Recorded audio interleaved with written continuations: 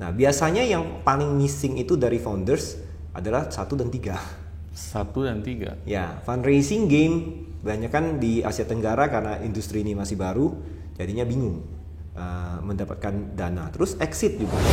Kalau kita lihat 22 ya, yang dari 2000 plus itu, ya akhirnya kita investasi. So, cuma 1% ya yang Ya diterima. memang kan ada orang yang bilang kalau istilahnya 99% startups itu gagal, ya.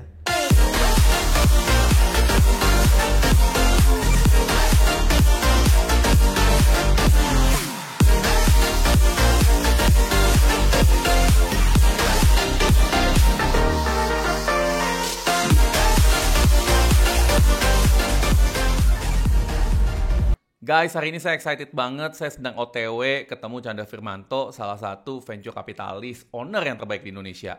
Dan kita bakal ngomongin tentang startup. Kita akan gali apa itu startup, gimana cara buat startup, gimana cara bisa dapat dana atau uang dari venture kapitalis.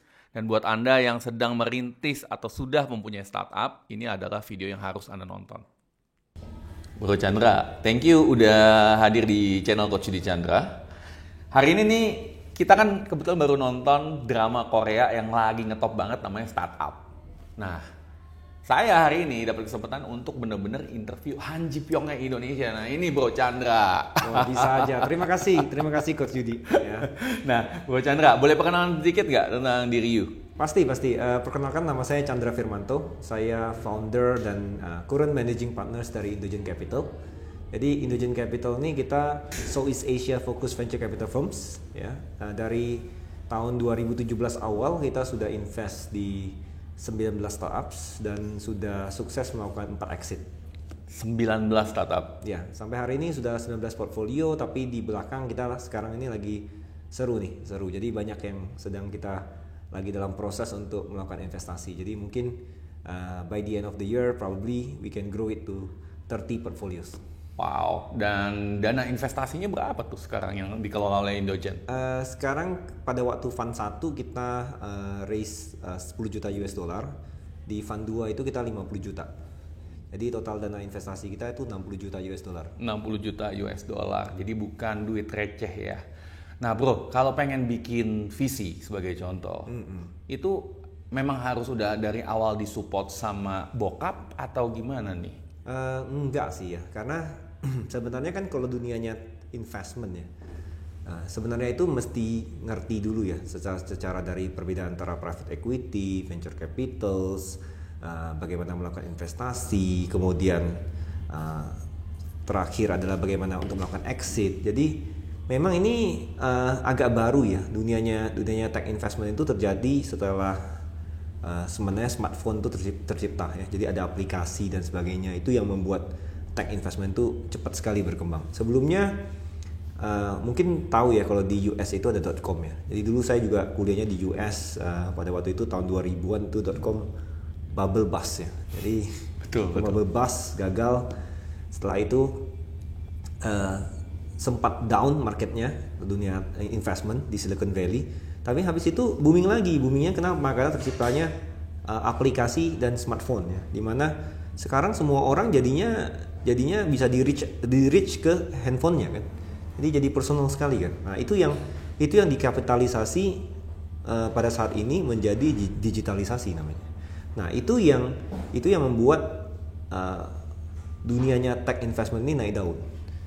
Ya, jadinya rata-rata untuk generasi yang before 2000 ya, menurut saya akan sangat susah untuk mengerti seperti investment di teknologi yang dimana kita mengejar growth, kita mengejar untuk users, attachment, stickiness, dan habis itu tentang proses exitnya yang biasanya banyak didasari oleh strategi dari big conglomerates ataupun juga big technology company seperti Google, Amazon, ataupun juga Apple untuk expand ke new market. Nah, ini yang akhirnya sebenarnya involvement kayak seperti dalam posisi saya, orang tua itu akan susah malahan untuk dilibatkan. Jadi dalam personal saya dan partner saya sendiri, ini adalah investment kita sendiri jadinya. Jadi gimana cara mulainya tuh? pertama kali untuk dapat fund untuk invest dan juga dapetin investor atau dapetin the first startup? Coach Yudi ini pertanyaan luar biasa loh. Ini maksudnya sebelumnya orang nggak nanya saya pertanyaan begini. Seperti gimana sih dapat fund pertamanya? Ya. Jadi langsung nyerangnya ke dapur nih katanya. Ya, tapi luar biasa. Jadi saya spesial nih ke channelnya Coach Yudi nih. Coba saya ceritain sedikit ya. Thank you. Jadi dulu saya kuliah di US. Di University of Southern California. Setelah lulus saya kerja di consultant company namanya Accenture, ya.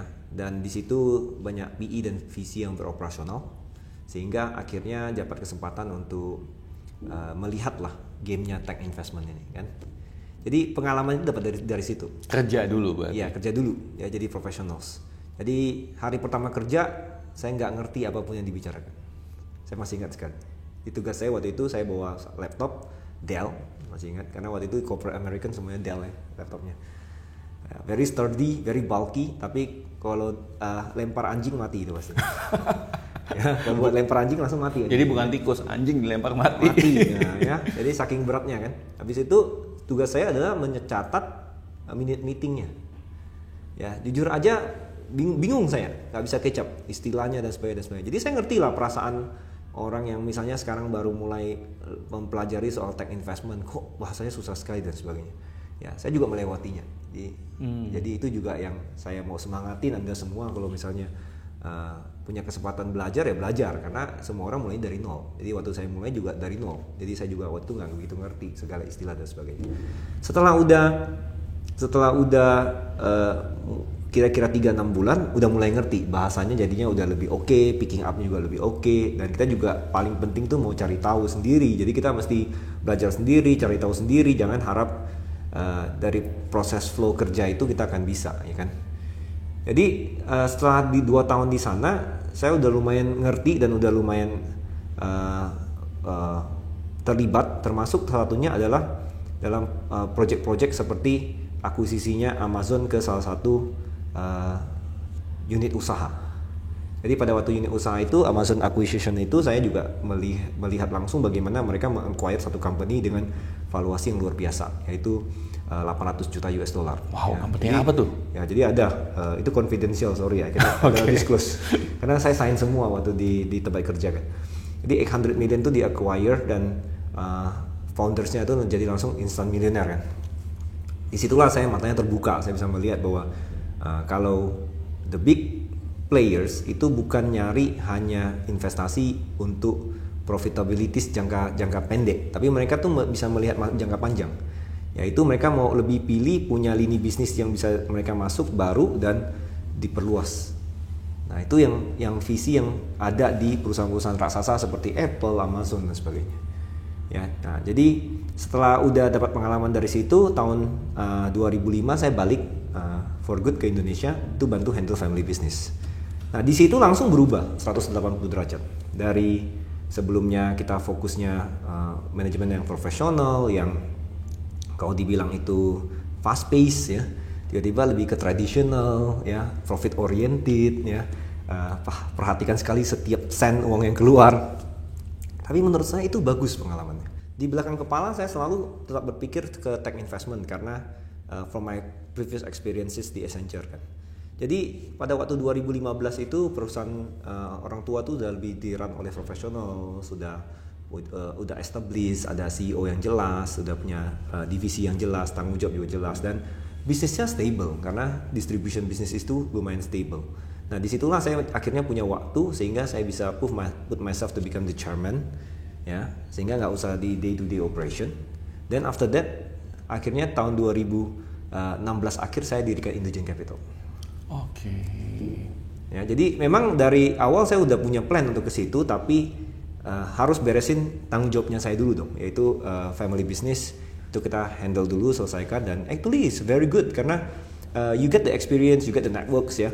Dan network ini yang sekarang kita banyak pakai untuk bantu selain dari portfolio kita, tapi juga portfolio dari visi-visi lain ataupun juga perusahaan-perusahaan yang memikirkan soal untuk bagaimana untuk kerjasama collaborating dengan startup, tapi mereka sendiri sebenarnya nggak ngerti startup seperti apa yang mereka mesti cari. Karena my past experience in the traditional business, so I can speak their language, yes, but also I can speak the startup language. So I can become the bridge, ya, jembatan menghubungkan antara si startup dengan si corporations. Nah, ini yang kita lakukan, makanya sampai hari ini kita itu jadi venture partnersnya dari Japanese Trade Organizations, Korean Trade Associations juga, dan terakhir itu Plug and Play Indonesia. Oh, Plug and Play Indonesia. Yeah. But how do you get the first startup Yes, yang you invest? so initially pastinya kita pakai uang kita sendiri kan. Jadi kita pertama kali tadi saya belum jawab juga mengenai tentang funding pertama itu. Jadi funding pertama itu saya kumpulkan dari saya sendiri pastinya. Kemudian juga partner saya, dan habis itu juga dari beberapa investor atau LPs ya. Tapi LPs ini sebenarnya adalah dari family friends. Jadi yang memang punya semangat untuk investasi di dunia teknologi di Indonesia dan Asia Tenggara. Jadi kita sangat yakin bahwa Indonesia dan Asia Tenggara ini akan menjadi destination untuk investor dari Amerika Utara dan East Asia untuk masuk.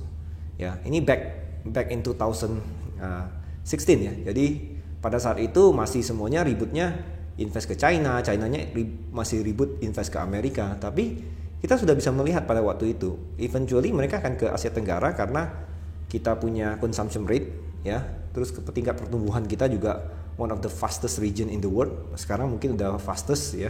Sehingga kalau dilihat pasti pada saat satu masa itu akan semuanya ke sini. Initially I thought that the time for them to come itu mungkin di 2023, 2024. Ternyata faster karena COVID. Oh yes. Ya, COVID, dan satunya poin lagi adalah the politics in US. Jadi politics in US and China itu menciptakan investor dari China itu nggak bisa ke Amerika, ya, dengan apa yang terjadi pada TikTok dan sebagainya, ya, sehingga hilang trust. Jadi mereka memilih untuk putar haluan ke Asia Tenggara. Investor dari Amerika juga tidak bisa ke China, karena China mereka sudah coba banyak kali untuk coba masuk dan selalu kecewa, sehingga akhirnya mereka memutuskan oke lah, kita mendingan kita ke Asia Tenggara. Ya, jadi politik ini sebenarnya saat ini menguntungkan region kita, yang dimana the time cannot be better than now. Makanya kalau dilihat di awal Januari, dolar langsung turun drastis, ya, bursa saham itu terbang kemana-mana, ya, karena segala macam investasi itu lagi dikejar oleh asing untuk ke Asia Tenggara. Itu udah kelihatan. Jadi bibit-bibit tsunami investasi asing itu udah kelihatan di bursa saham kita sekarang, udah kelihatan di USD, ya, itu nggak bisa disembunyiin. Nah, nanti ini apakah akan berlangsung lama-lama berlangsungnya? Jadi 2021 sampai mungkin 2024 itu akan luar biasa dengan banyaknya dari unicorn Indonesia itu banyaknya exit, ya, creating another tsunami, terus menciptakan ancaman buat traditional players yang raksasa, terus traditional player raksasa terpaksa akan akuisisi startup yang lain untuk memperkuat posisi dia. Nah, ini akan menciptakan chaos di lapangan. Right. How do you convince your first investor? Karena dengar-dengar kalau kita bacain cerita Alibaba atau Jack Ma itu mereka ngumpulin like a few people di apartemennya dan kemudian harus pitching berpuluh-puluh kali. So we don't do that, karena pada waktu fund pertama itu kita benar-benar hanya mau kerjasama dengan family business yang punya network di luar dari Jawa.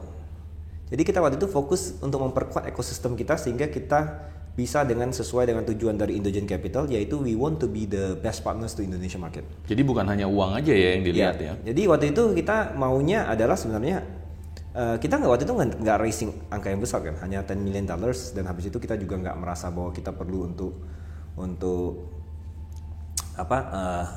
pitching ke corporation dan sebagainya. Kenapa? Karena kita merasa bahwa yang dibutuhkan oleh startup dari luar pada waktu mereka masuk ke Indonesia sebenarnya adalah kemampuan untuk ekspansi di luar dari Jabodetabek and Greater Area. Karena Jabodetabek and Greater Area saya cukup yakin dengan networknya mereka bisa masuk, datang, mulai jalan mungkin. Tapi bagaimana dengan let's say di Sumatera, Kalimantan, Sulawesi? Nah, itu yang jadi challenges buat mereka. Disitulah kita cari LPs, partners yang punya family businesses di seluruh Sumatera, Kalimantan, dan Sulawesi. Itu yang kita ajak masuk, dan kita tidak menjual ya. Jadi konsep menjual itu nggak tepat, karena dalam hal ini you need to believe in the tech investment concept, yaitu namanya tech investment itu return akan lama. Jadi itu kelemahan dari tech investment, yaitu mereka harus dibuild dulu bisnisnya, growth over time, eventually akan exit. Dan biasanya exit period itu adalah di tahun ke-4 sampai tahun ke-7 dari satu startup. Ya, itu baru kita bisa melihat dan bisa merasakan exit. Ke-4 sampai ke-7. Iya, jadi itu perlu kesabaran. Makanya ini yang membuat sebenarnya tech investment ini tidak tepat untuk kebanyakan traditional people. Nah, kalau begitu caranya sebaiknya jangan menjual ataupun juga mengumpulkan untuk kita fundraising dan sebagainya. Dan kita tidak tertarik ya untuk begitu ya, karena menurut kita kalau modelnya begitu itu jadinya kayak menjual, memaksa orang untuk masuk, tapi orangnya nggak ngerti dan tidak comfortable dengan apa yang dia ketahui soal tech investment ini. Jadi hanya orang-orang yang benar-benar kita sudah tahu bahwa punya potensi untuk membantu juga portfolio, dan juga hanya orang-orang yang memang kita tahu punya pemikiran yang terbuka untuk mengerti tentang soal tech investment. Startup pertama yang diinvest sama Chandra apa tuh? Jadi yang pertama kita invest itu adalah co-working space di Singapura, namanya SpaceMob. Oke. Ya, jadi itu juga salah satu contoh yang bagus ya, karena tidak lama setelah diinvestasi, ya 18 bulan itu udah diakuisisi sama WeWork dari US. Ya, jadi WeWork itu akuisisi SpaceMob adalah untuk point of entry ke Asia Tenggara. Jadi ini akan banyak terjadi di 2021-2022 ini, yaitu akan banyak startup raksasa dari US ataupun East Asia yang akan akuisisi startup Indonesia yang sudah leader, ya, ataupun juga kalau dia nggak dapat lagi leadernya, dia akan going down the ladder untuk ambil yang berikutnya lagi, ya, untuk jadi point of entry ke negara kita. Nah, jadi ini akan bagus sekali ya, jadinya otomatis tiba-tiba terjadi akuisisi, terus mereka akan investasi ke sini, buka lapangan pekerjaan, karena mereka akan langsung grow dengan sangat cepat. Jadi orang-orang yang di dunianya tech investment, saya katakan selamat kepada Anda semua, karena Anda semua akan jadi hot commodity. Ya, saya yakin termasuk tim saya nanti tiba-tiba akan dikejar-kejar oleh banyak startup unicorns dan sebagainya untuk ditarik masuk ke timnya dia. Pasti begitu kejadiannya. Oh. Ya, jadi salary di dunianya tech investment, venture capital, private equity itu kan luar biasa di 2021 sampai 2023. Jadi siapapun yang ada di dunianya ekosistem ini, apakah dia supporting ekosistemnya seperti misalnya lawyer dan sebagainya yang memang udah services ke tech startups ataupun tech company, ya congratulations to you, karena this is going to be the start of a new era for you. Penasaran nih, luar biasa buat Chandra, mungkin buat saya sangat luar biasa. Luar biasa itu kira-kira berapa tuh kalau dalam bentuk angka? Maksudnya? Tadi kita bicara tentang salary di tahun 2021 bakal jadi sangat luar biasa. Menurut saya kalau sudah pasti ya, kalau starting salary itu pasti semuanya mungkin udah bicaranya di atas ini ya, di atas 10 ya. Kalau starting aja ya, starting itu level yang paling bawah-bawah ya. Walaupun di situasi COVID seperti ini. Oh ya, nggak masalah, karena justru kan kalau dilihat boringnya dana yang masuk itu semuanya kan memang larinya justru kebanyakan yang berhubungan dengan tech investment. Ya, jadi makanya perusahaan yang punya inovasi itu pasti dikejar pada waktu situasi sekarang ini, termasuk di US. Makanya barusan founder Tesla, Elon Musk, jadi orang terkaya di dunia kan. Selamat Elon Musk. Ya, semoga Elon Musk nonton ini. Ya, jadi congratulations Elon Musk. Jadi makanya Elon Musk akhirnya jadi orang terkaya karena kenapa? Orang believe bahwa future-nya itu di electric cars, dan believe bahwa Tesla itu masih banyak lagi yang akan bisa dikembangkan oleh mereka selain daripada hanya membuat mobil. Itu yang membuat traditional giants car company, sorry to say, semuanya digabungin aja harganya kalah dengan Tesla sekarang. Ya kan? Benar. Itu luar biasa kan? Itu luar bukti biasa bahwa cara pemikiran investor itu kemana. Mereka itu memilih untuk ke tech company karena mereka tahu tech company itu bisa akan menambah lini bisnis baru, pengembangan baru, seperti contoh Amazon. Awalnya cuman jualan buku online, terus habis itu setelah itu mereka bahkan bisa punya web services, ya. Kemudian mereka bikin 3PL atau pengiriman konsep, bahkan udah 4PL sekarang ya untuk shippingnya, ya. Jadi sediakan sampai warehouse-nya, ya. dan asuransi pengirimannya. Habis itu ya mereka bisa bikin apa saja jadinya kalau kita lihat di dalam kasusnya Amazon. Ya, jadi tiba-tiba bisnisnya itu bukan cuman begitu simpel, yaitu pada awalnya padahal cuman jualan buku online. Ya, nah, itu yang membuat banyak perusahaan tuh sudah percaya bahwa banyak investor sudah percaya bahwa pengembangan kalau misalnya udah dunia tech investment yang penting pegang users dulu. Kalau usersnya bisa sticky, bisa dipegang, setelah itu bisa dikembangkan kemana-mana. Nah kalau kita bicara tadi the first investment yang dilakukan oleh Indogen adalah co-working space di Singapura. Itu gimana tuh? Untungnya seperti bagaimana dan berapa lama untuk exit? Ya itu exitnya periodnya sih cepat ya, 18 bulan ya. 18 bulan. Pada waktu itu juga exitnya juga oke ya. Jadi kita partially dibayar oleh dengan share-nya WeWork. Jadi sampai hari ini kita belum exit, tapi kita waktu itu dapat untuk cash dan shares itu 5 kali dari apa yang kita masuk. 5 kali dalam 16 bulan. Ya. Wow. Jadi memang disitulah kekuatannya dari tech investment, yaitu orang tuh akan overpaying for strategic. Karena strategic itu jadi needs, kebutuhan. Bocoran dong angkanya berapa 5 kali? Wah sorry, saya nggak bisa disclose itu. Okay. Ya. Karena ini berhubungan dengan untuk confidentialnya LPs ya. Jadi, baik, tapi 5 kali lipat dan tadi kita dengar angkanya minimal $10 juta. So, saya kebayang lumayan. Ini nebak-tebakan aja nih, asumsi. Ya, bisa tebak-tebak sendiri ya. Bisa tebak-tebak sendiri. Nah, kita kan ngelihat bahwa kalau di film startup tuh banyak ada cerita tentang Han Ji Pyong atau Nam Do San yang sebetulnya dari nobody ya, benar-benar dari bawah, cuman programmer aja terus bisa jadi kayak luar biasa, sukses luar biasa. Ya. Sebetulnya itu possible nggak sih? Possible sekali. Jadi memang sebenarnya kalau di dunia tech, kalau kita lihat semuanya juga nggak semuanya tuh mesti dari somebody kan. Ya, jadi somebody yang jadi somebody-nya setelah udah jadi terkenal gara-gara itu kan. Tapi bukan berarti yang saya mau jelas titik beratkan adalah kadang-kadang kalau film itu kan agak sensasional ya. Jadi bikinnya tuh supaya kita semangat nonton ya.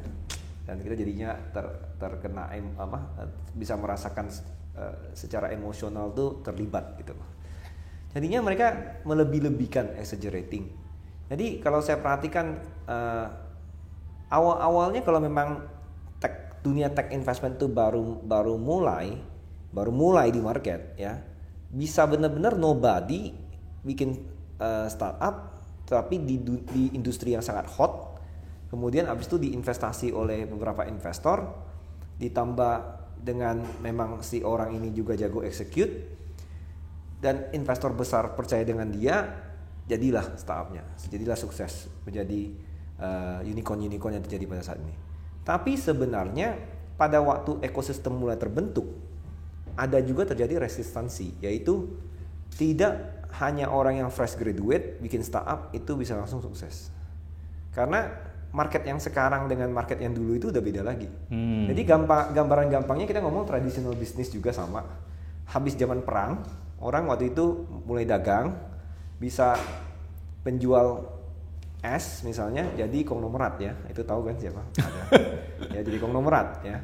Tapi zaman sekarang kalau misalnya sorry to say, bukan saya minta maaf ya, bukannya menyepelekan penjual es ya. Tapi kalau penjual es sekarang untuk jadi konglomerat akan berat challenges-nya dibandingkan zaman dulu. Karena zaman dulu pertama tingkat pendidikan nggak sama, ya kan. Terus karena ekosistemnya belum terbentuk, sama-sama pada waktu itu semua pengetahuan soal tech investmentnya sama. Tapi sekarang sudah banyak sekali kalau kita bilang tuh profesional yang kerja di VC, PE ataupun juga unicorn startup yang punya akses network bagus dari sisi engineers, knowledge, investor. Kalau mereka bikin startup, mereka itu udah lebih ngerti essence-nya.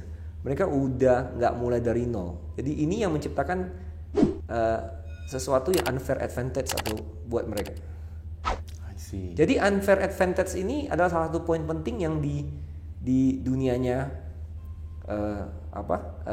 film startup itu nggak begitu dititik beratkan, ya. Tapi sebenarnya itu sangat penting pada saat seperti sekarang. Jadi ada founder yang benar-benar dia tinggal muncul investor tuh semua udah taruh duit ke tempat dia. Ada. Jadi dia nggak bahkan presentasi kepada kita itu tidak pakai deck. Ngomong saja semua antri masuk. Dan syaratnya apa tuh untuk bisa seperti itu? Adalah experience. Jadi makanya tadi yang pengalaman dari saya sendiri yaitu going up the corporate ladder itu sebenarnya lebih salah sesuatu pengalaman yang penting sekali, yaitu misalnya sebelum kita jadi founder mungkin penting sekali untuk coba kerja di startup yang sukses sehingga kita bisa belajar bagaimana mengexecute dengan baik. Kemudian juga bisa kerja di VC atau di PE sehingga kita ngerti fundraising game. Karena kan kita tadi kan saya udah jelasin, kita perlu 3. Kita perlu fundraising game, kita perlu executions, kita perlu exit. Ya, kalau tidak ada yang ajarin akan susah 3 poin ini. Jadi sebenarnya untuk startup itu salah satu poin penting adalah executionnya kan. Nah biasanya yang paling missing itu dari founders adalah 1 dan 3. 1 dan 3. Ya, fundraising game banyak kan di Asia Tenggara karena industri ini masih baru, jadinya bingung. Belum lagi secara investment landscape itu belum terlalu mature. Artinya jumlah VC bisa dihitung dengan jari, ya. Terus VC-nya itu juga masuknya tuh di segmen tertentu, misalnya pre-series sampai series B, tapi B above ataupun juga seed level itu sedikit lacking. Nah, ini yang membuat makanya ekosistem ini jadinya ketahan-ketahan ya kalau diperhatikan ya di market ya. Dan itu nggak seperti di Silicon Valley yang dimana kalau misalnya founders itu misalnya pergi ke cafe aja, ceritain bisnisnya, terus bisa dapat funding. Ya, itu yang terjadi di US ya. Jadi kalau kita lihat memang ada challenges jadi di situ ya untuk mendapatkan dana. Terus exit juga. Exit tadi kan karena ekosistemnya masih baru, jadi perusahaan-perusahaan nasional kita itu masih belum mengerti soal collaboration dengan startup untuk mengembangkan bisnis mereka. Jadi itu tantangannya ya? Jadi tantangan. Jadinya masih sifatnya itu mencoba-coba ya. Tidak seperti kayak di US itu akuisisi itu banyak sekali terjadi, di China, di Jepang, di misalnya Korea itu banyak terjadi karena mereka sudah mengerti pentingnya pada waktu mereka still holding the cards ya, di mana corporation raksasa ini masih holding the cards, mereka itu mestinya kerjasama dengan startup dulu. Dari situ mereka bisa melihat sebenarnya startup ini bisa apakah memberikan revenue lebih bagus, lebih besar ya, atau tiba-tiba membuatnya jadi sangat strategis. Understand bisa nonton seperti Today segment, yaitu seperti saya menjelaskan, tapi it's not going to be able to replace personal experience, dan it's not going to be able to replace kayak benar-benar personal network. Jadi personal network ini yang mesti di growth dengan experiences ini yang akan menciptakan di mana Anda itu punya chance untuk menjadi startup founder itu akan lebih sukses dibandingkan kalau mulai dari nol. Dan untuk menjadi founder dari startup perlu nggak sih background sebagai seorang programmer? Oh, sama sekali nggak. Jadi sebenarnya kalau di film startup itu udah bagus ya menjelaskan. Jadi kalau bisa dilihat dari Nam Do-san itu adalah engineers yang hebat. Ya, tapi ternyata dia tidak punya capability dalam leadership. Kalau dia nggak punya capability dalam leadership, justru dia jangan leading. Itu salah satu poin penting yang sering kita perhatikan juga. Jadi itu accurate dengan apa yang terjadi di market. Jadi kita sebagai VC investor, kita akan memperhatikan apakah dia punya quality sebagai CEO atau enggak. Jadi kalau dia nggak punya quality sebagai CEO, memang dia jangan leading. Dia sebaiknya jadi CTO. Ya. Jadi kalau dia jadi CTO, dia akan bisa fokus dengan coding dan engineering saja. Jadi itu akan membuat menjadi susah juga untuk dianya sendiri karena dia nggak mampu presentasi dan sebagainya ya. Makanya di filmnya ada di awal-awalnya kan direkod sama saudaranya dia ya, yang money ya. money ya, itu jadi video yang sangat lucu ya. Karena kenapa? Karena dia nggak bisa public speaking ya. Dan di mana untuk seorang fundraiser nggak bisa dipungkiri kita mesti bisa menjual. Nah, ini yang kalau memang sebagai CEO itu yang paling dipentingkan, yaitu Anda bisa punya capability untuk menjual apa yang sedang Anda kerjakan. Jadi kalau nggak bisa, itu membuat investor itu akan susah untuk masuk. Sementara startup itu sangat bergantung pada permodalan dari investor. Karena kan bukan kayak tradisional bisnis yang bisa ke bank, keluarkan pinjaman, nggak punya kolateral. Jadi Sama aja dengan tradisional bisnis. Kalau tradisional bisnis yang tidak didukung oleh pinjaman bank itu kan susah sekali berkembang kan. Sama sebenarnya. Jadi dia mesti tahu bagaimana untuk bisa meng-attract investors, menjelaskan soal value dari perusahaannya dan directionnya nanti arahnya kemana.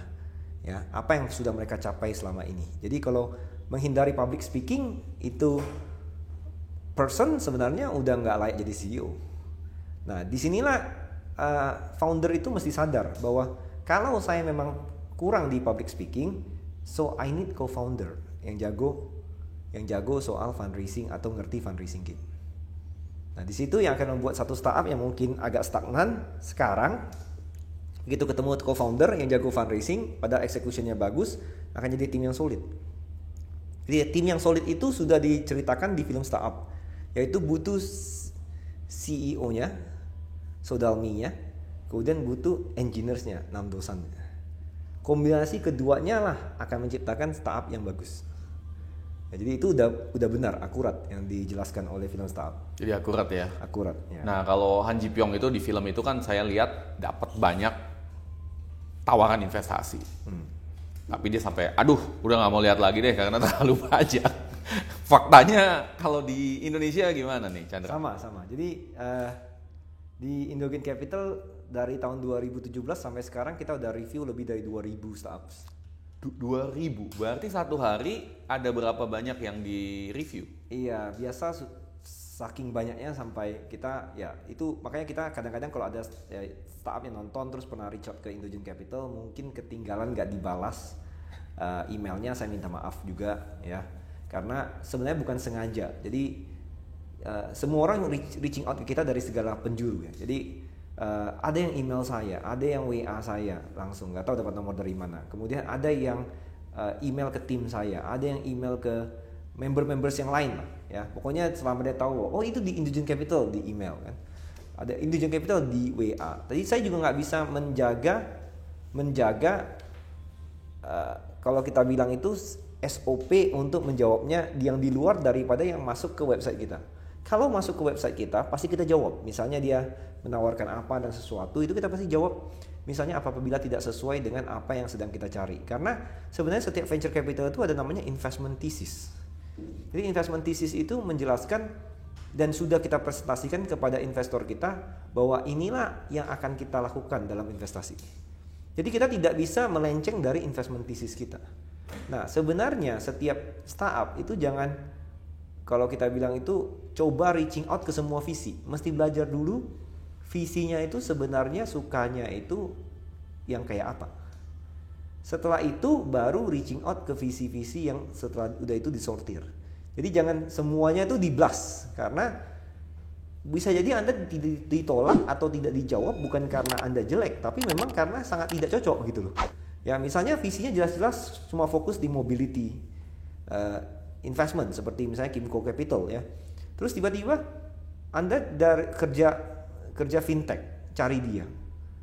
Nah itu yang akan jadinya pasti nggak dibalas itu. Jadi dan yang masuk itu banyak sekali ke dari segala lini. Nah, dari dalam tempatnya kita apabila masuk ke saya selalu jawab. Kalau masuk ke sosial media atau LinkedIn dan sebagainya saya tetap jawab ya. Tapi kalau misalnya masuk ke info@indogencapital.com pasti dijawab karena kita ada PIC yang menghandle. Tapi kalau lari ke tempat-tempat lain, nah itu yang kita akan susah untuk kontrol ya.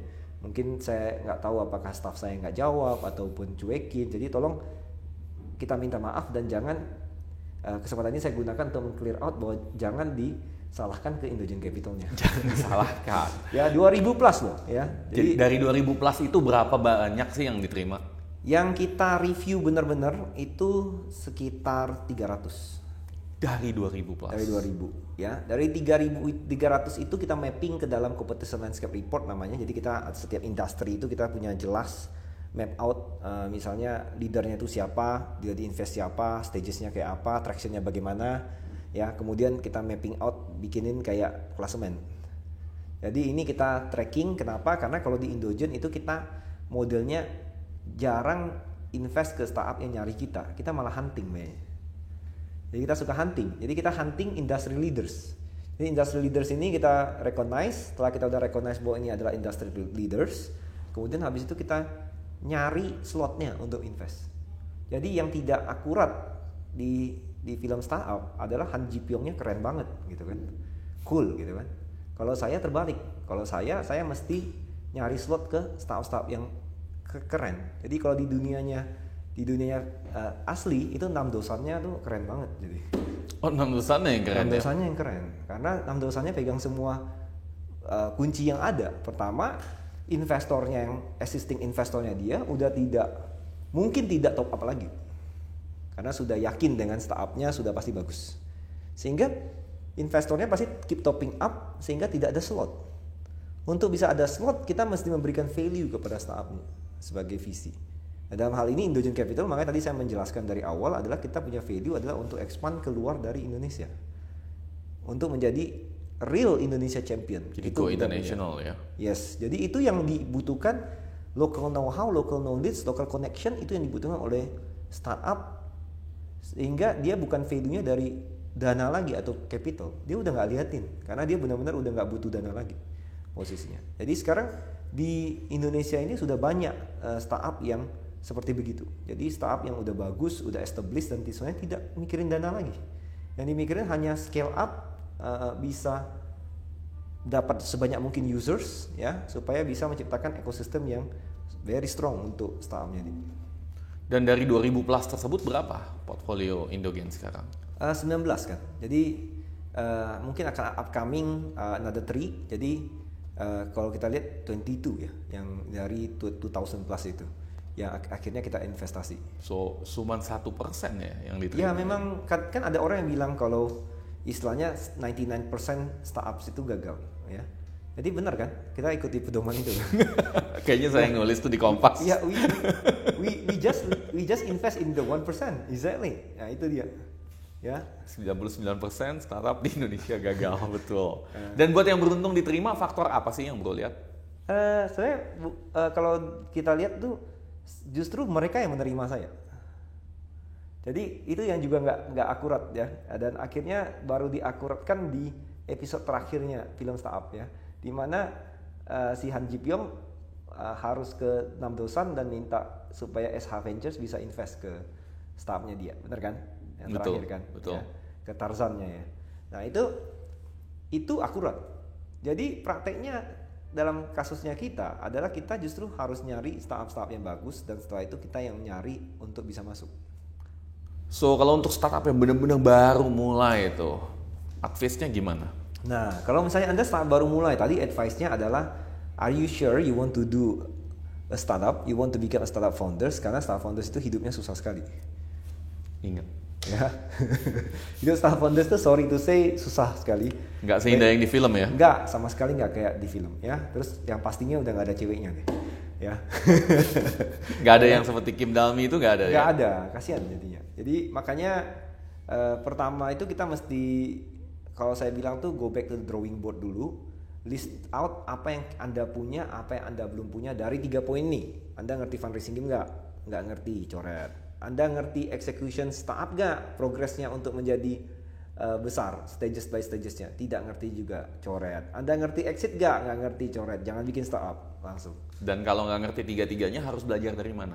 Nah, kalau tidak ngerti tiga-tiganya, yang pertama bisa dilakukan adalah going up the corporate ladders, belajar di VC, belajar di PE, belajar di akselerator, kan banyak akselerator yang buka lowongan, mungkin levelnya masih rendah, ya ambil aja. Kenapa? Karena di situ akan belajar dan akhirnya ngerti, oh untung saya nggak langsung bikin startup, tapi saya belajar dulu di sini sehingga menghindari banyak kesalahan-kesalahan, ya. Dan setelah udah solid, ya, langkah yang saya tempuh adalah ikut misalnya akselerator program dari seperti Sandbox ya. Jadi kan di film juga dikasih lihat ada Sandbox ya. Jadi banyak akselerator yang bagus seperti teman saya seperti di MDI ya. Itu MDI Ventures juga running a good accelerator. Plug and Play juga running a good accelerator ya. Tolong di check them out ya. Itu mereka di situ ngajarin selain daripada how to run a good startups, juga seperti bikin pitch deck, diajarin bagaimana pitching, diajarin bagaimana menciptakan revenue model dan sebagainya. Itu bagus sekali. Jadi disitulah sebenarnya tempat untuk founder-founders itu belajar. Tapi selain daripada di situ ya, kalau misalnya memang udah solid sekali, misalnya Anda sekarang memang saya udah experience, saya udah kerja di VC lama, saya udah kerja di PE lama, saya sudah punya network luar biasa ya. Practically fundraising buat saya udah banyak orang yang believe dengan saya untuk misalnya invest saya sebagai angels. Itu poin sebenarnya lebih penting. Jadi sebelum ada revenue model, sebenarnya lebih enak itu pergi ke angels untuk fundraising. Karena ke angels untuk fundraising itu lebih tidak structured, sehingga otomatis nggak akan lebih simple buat seorang founder. Ya di situ Anda bisa, yang paling penting jangan terlalu believe dengan bisnis model Anda. Saran saya adalah ngetes, harus dites. Jadi run a small test untuk melihat apakah this is the right directions untuk your startups. Karena kebanyakan startup itu melakukan kesalahan yang salah, yaitu begitu mulai dia langsung bakar-bakar uang, langsung agresif, terus ternyata baru sadar bahwa bisnis modelnya salah. Pada saat itu dananya udah habis, sehingga nggak sempat untuk kalau kita bilang tuh pivot ke tempat lain. Jadi yang benar itu kalau saya perhatikan dari yang berhasil adalah mereka itu suka, walaupun sudah level gede ya, dan itu juga dilakukan oleh level seperti Amazon, mereka tuh suka tes dulu. Jadi mereka akan ambil small market untuk dites, small budget juga, untuk melihat apakah bagus. Kalau bagus itu baru digedein. Dengan begitu kita bisa efficient dengan kita punya funding ya, dan kita pada waktu fundraising itu mungkin nggak perlu raise terlalu besar, karena raising terlalu besar itu jangan lupa kan, yang kita korbankan kan ownerships. Jadi saya selalu sarankan kepada founders untuk punya ownership sebesar-besarnya. Jangan sampai pada waktu perusahaan itu menjadi unicorn, share Anda tinggal 5% misalnya. Itu sedih sekali ya.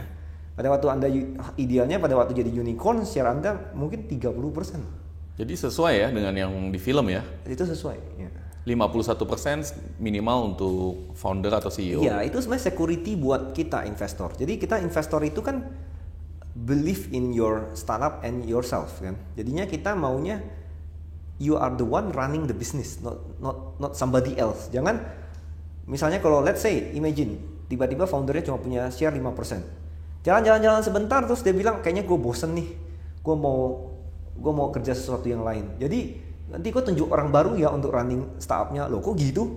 Sementara kita investor udah taruh duit di dalam dan sebagainya. Nah, itu security-nya nggak ada, sehingga kita nggak akan pernah mau invest ke satu startup yang foundernya itu tidak pegang majority. Cause you are the founder, kan? Kita ini supporter, kita invest ke Anda karena believing in your vision and your product or services. Jadinya and yourself of course as well. Jadinya di sini Anda yang harus running terus. Makanya di situ bahkan sampai dipasangin, bahkan ada banyak investment itu yang asuransiin foundernya. Asuransi. Jadi sekarang di Amerika terutama di Silicon Valley itu udah banyak di mana founder itu diasuransi apabila foundernya meninggal, ya. Itu otomatis bisa return, ada asuransi yang mereturn balik semua uang investor. Itu standar bahkan di US practice-nya. Cuma kalau di Asia Tenggara masih belum begitu standar. Nah, ada dua pertanyaan nih. Satu pertanyaan pertama adalah you said that startup founder itu hidupnya miserable banget. Ya, miserable, dan udah dijelaskan seperti dalam awal-awalnya film startup seperti 6 Dosan ya, yang susah sekali hidupnya. Jadi itu akurat ya? Akurat. Jadi makan Indomie setiap hari. Makan Indomie tiap hari dan nggak gaji dirinya sendiri, ya. Terus gajinya kecil-kecil sampai mungkin dia udah berhasil mendapatkan funding yang besar. Jadi di situ memang diperhatikan oleh investor. Jadi investor nggak mungkin akan menyetujui Anda menggaji diri Anda besar-besar pada waktu masih seed level, masih pre-series, baru cari produk model, terus udah, saya ambil gaji 50 juta yang sebulan, ya nggak akan terjadi. Paling 10 juta gitu. Ya, begitulah. Itu udah bagus itu.